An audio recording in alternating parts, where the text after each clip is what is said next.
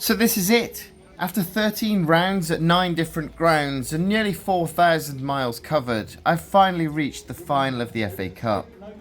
My journey started just down the road at my local side, Hucknall Town, where they were beaten 3-2 by Bottisford Town in a thrilling opening game. I then watched Bottisford Town make history by reaching the second qualifying round for the first time ever, before eventually losing 2-0 down in Worcestershire.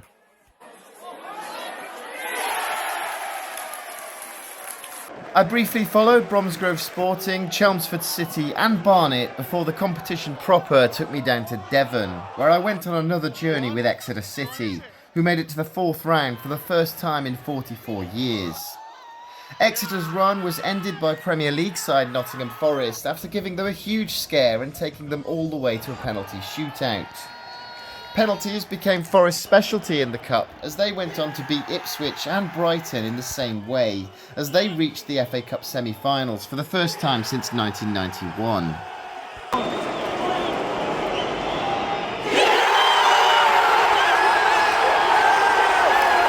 Last month I followed Nottingham Forest to Wembley, but their dream was ended by Manchester City after they somehow couldn't put the ball in the net.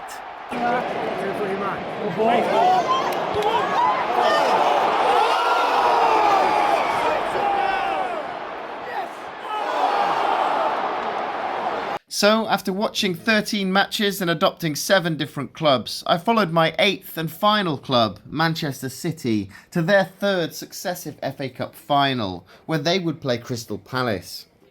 7-time winners Manchester City would have to go into this game as favourites, though they are enduring probably the worst season of Pep Guardiola's reign, while Crystal Palace would be looking to win their first ever major trophy. I couldn't wait for this one.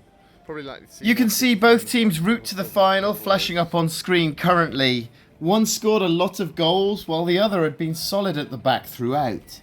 Could Palace keep out City's relentless attack? As we were at Wembley for the previous round, we knew what to expect, and as always we got to the stadium early.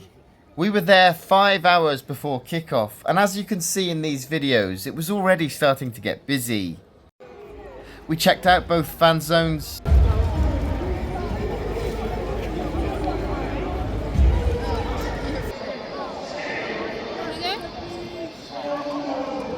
had a look around the club shop, then bought a programme and this half and half scarf to mark the occasion. While we were walking around the stadium, I got chatting to a friendly City fan who commented that he'd only been to Wembley 16 times previously with Manchester City. That's the sort of stat that most football fans can only dream of.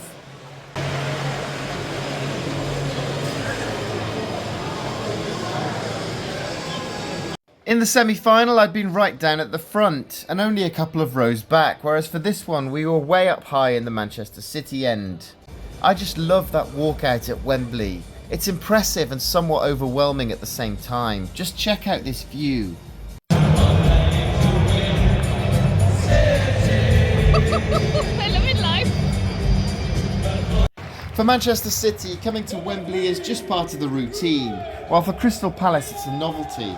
So as expected, most of the noise came from the Palace fans. Look at how much quality City have in their team. It's insane.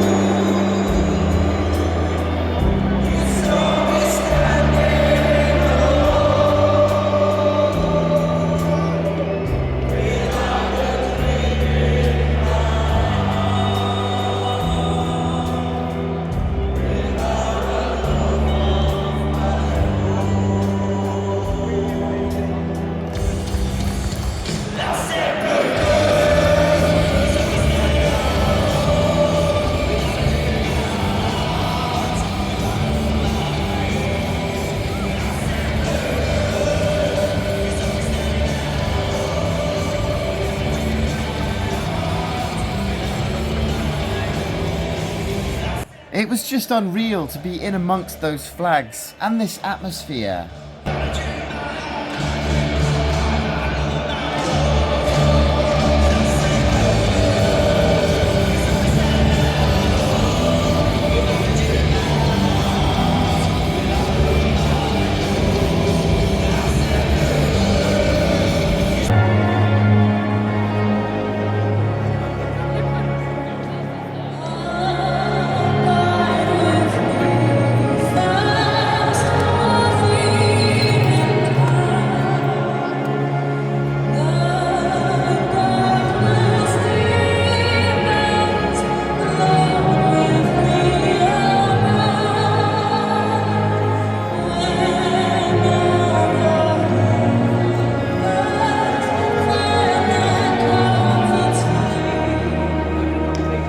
And fair play to whoever organised these displays.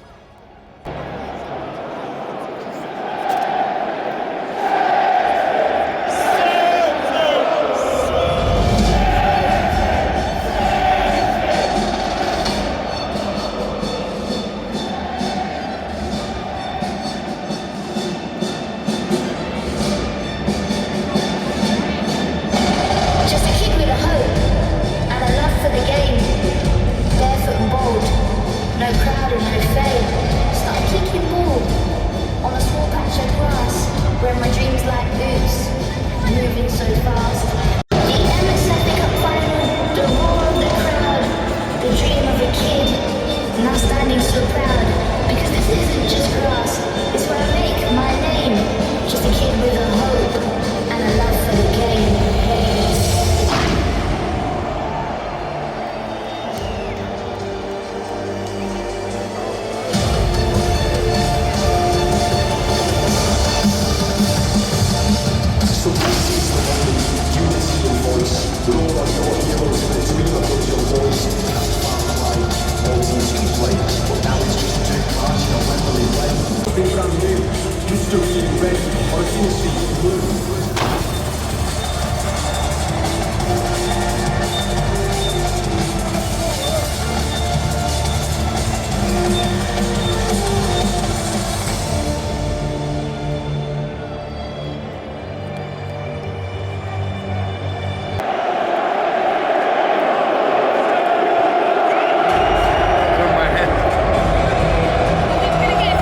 The Emirates FA Cup trophy will now be delivered pitchside by two club community heroes. Please welcome Crystal Palace's Michael Lacey. So out came the two teams for the FA Cup final. Crystal Palace and Manchester City!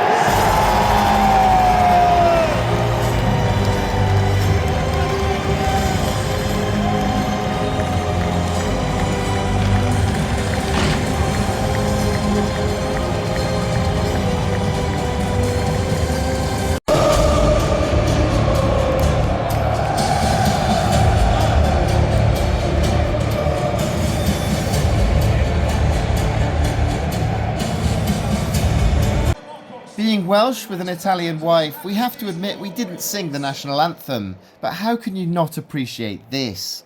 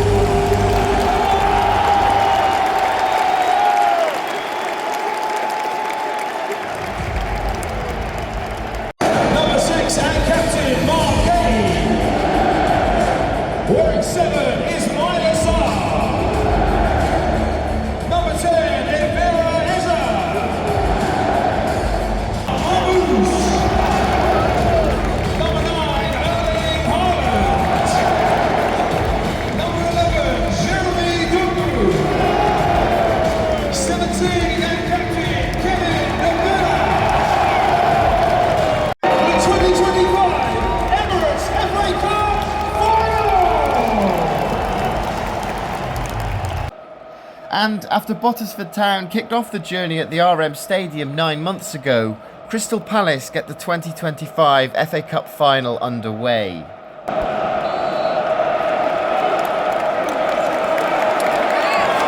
Listen to that noise.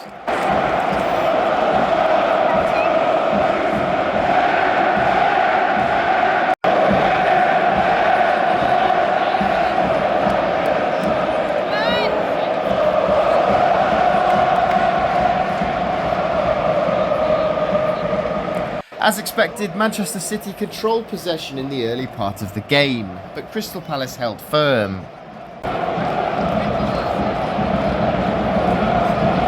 Go on.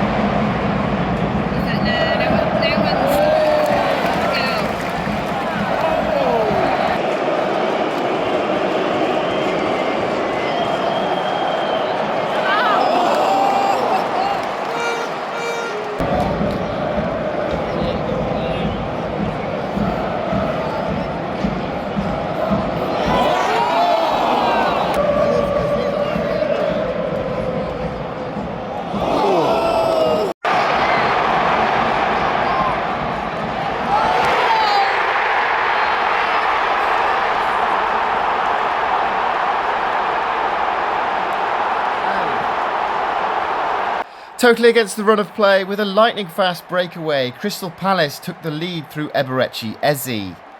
And I have to say, I called it. This Manchester City side are beatable, and if Eberechi Eze gets the same chance as Elanga did in the last round, I'd be confident of him putting it away. Just look at what that meant to the Palace fans.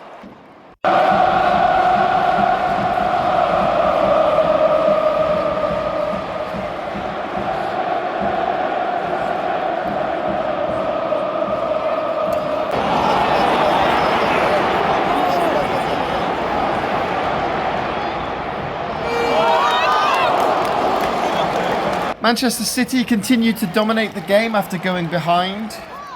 And then controversy. Erling Haaland ran onto a through pass, then Palace goalkeeper Dean Henderson appeared to handle the ball outside the area. VAR checked and didn't think this was a foul, but what do you think? Should Henderson have been sent off for this? Go on.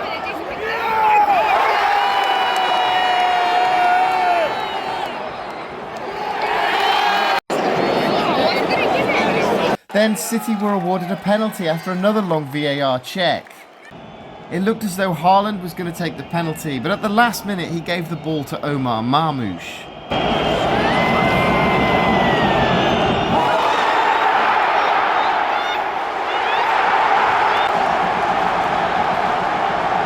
Haaland takes them. What a moment for Dean Henderson and Palace.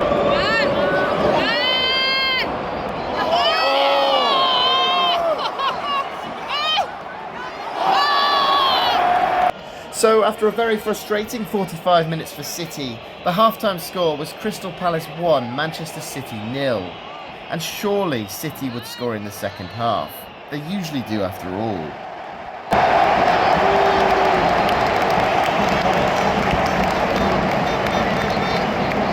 The half-time score in the 2025 Emirates FA Cup final. Crystal Palace 1, Manchester City 0.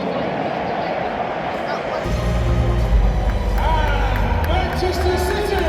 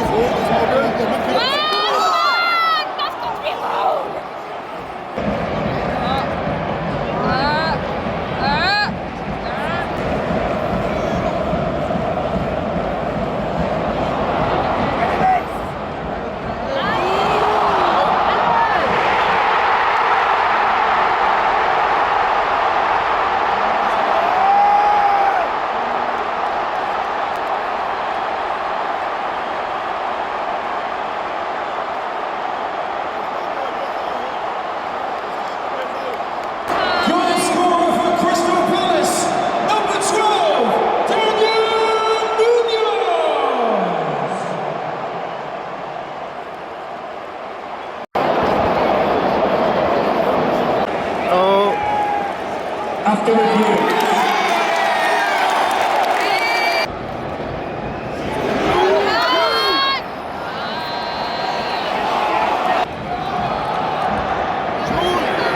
Go on!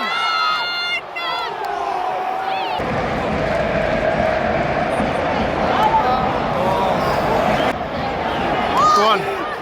Go on!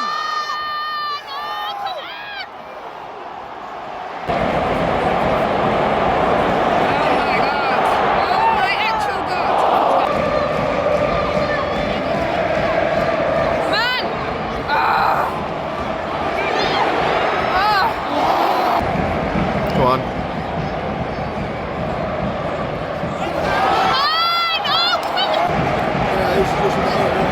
Yeah, I can see why they haven't done this one before. Seconds. Oh my god, they're still gonna be like walking. Oh my god. But somehow, despite an additional 10 minutes being played, Palace held on.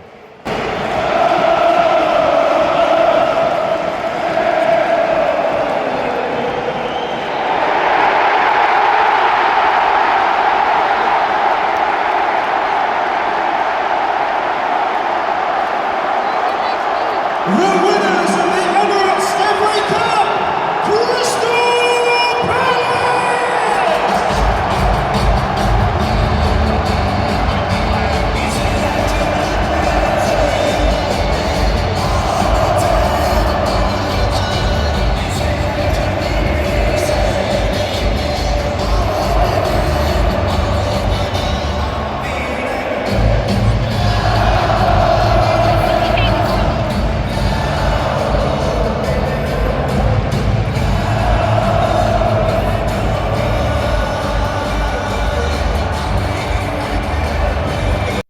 It was party mode for Crystal Palace and their fans, who have been brilliant throughout, and they thoroughly deserve this.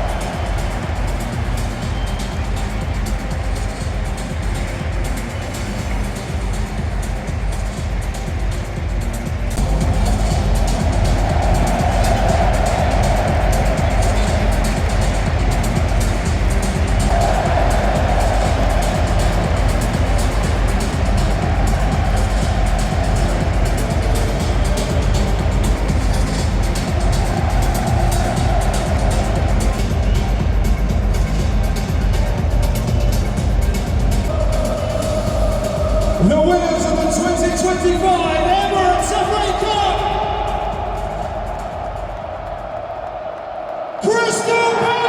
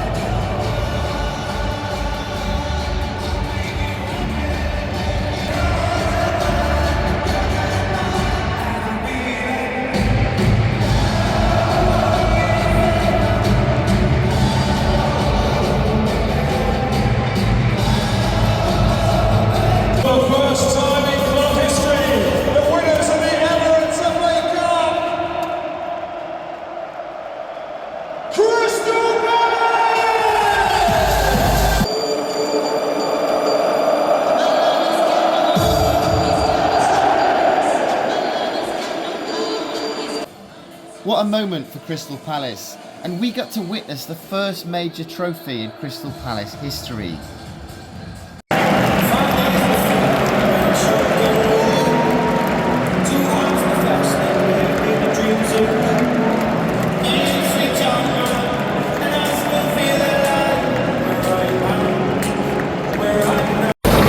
That's it. After 14 rounds, starting at Hucknall Town, Crystal Palace have won the FA Cup. The total attendance was 84,163, and man of the match for me just has to be Palace goalkeeper Dean Henderson, who was solid throughout, despite his incident in the first half.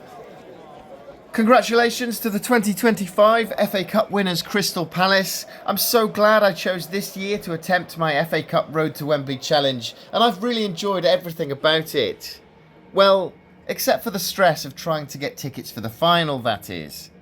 With Nottingham Forest losing in the semi-finals, I effectively lost access to tickets through my friend who works at Forest, but thankfully an old friend managed to help me out. Sir Gareth, who I've known for the best part of 20 years, managed to get hold of tickets for the final through the Herefordshire FA, which was hugely appreciated. Gareth runs Hereford-based club Taurus FC, who he set up back in 2007, and I was actually one of the founding members all those years ago. Taurus now has 15 teams across various different age groups and provides a grassroots football experience over a number of different platforms for thousands of local children. Please go and give them a follow on Facebook and Twitter. They're a fantastic club, and Gareth has dedicated so much of his time developing them over the years. Thank you to Gareth, Richard, Andy and Exeter City for ensuring that I had tickets through the later rounds of the tournament, and to every club involved that was part of my journey. I can't believe I've completed my challenge. I have to also give a special mention to Bottisford Town, who were voted Road to Wembley Team of the Tournament by the viewers on this channel. And I have to say it was much deserved. I've got so many more videos to make about this series, so it isn't going to end there. I'll be putting all of my FA Cup vlogs together into a compilation, as well as making a goal of the tournament video, so I'm excited to share all of my ideas with you. Thank you to everyone who joined me on this journey, and what challenges do you want to see me do next?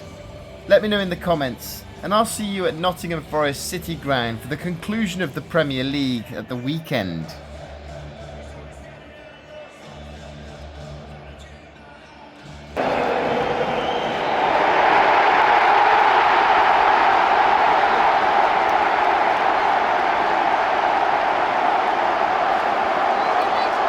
The winners of the Emirates FA Cup, Crystal Palace!